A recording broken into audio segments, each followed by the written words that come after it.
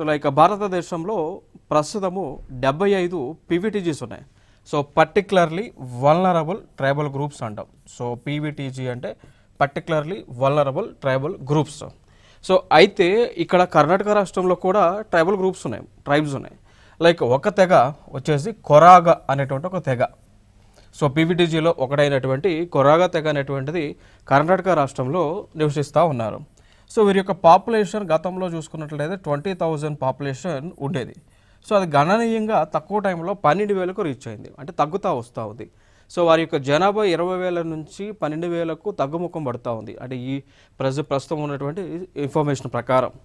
దానికి గల కారణాలు మనం చూసుకుంటే బర్త్ రేట్ అనేటువంటిది, సో విపరీతంగా బర్త్ రేట్ అనేటువంటిది, సో జననాల యొక్క రేట్ అనేటువంటిది తగ్గుతూ వస్తూ ఉంది. దానితో పాటు మరణాల యొక్క రేటు అనేటువంటిది, సో డెత్ రేట్ అనేటువంటిది పెరుగుతూ వస్తూ ఉంది.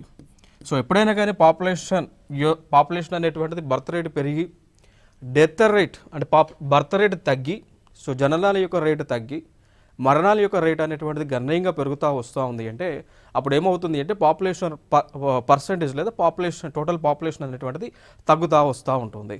ఓకేనా? సో ఈ ఫినామినా అనేటువంటిది ఈ కర్ణాటక రాష్ట్రంలో ఉన్నటువంటి కొరాగా అనేటువంటి తెగ మధ్య జరుగుతుంది. సో అందుకోసం అది న్యూస్లో ఉండటం జరిగింది.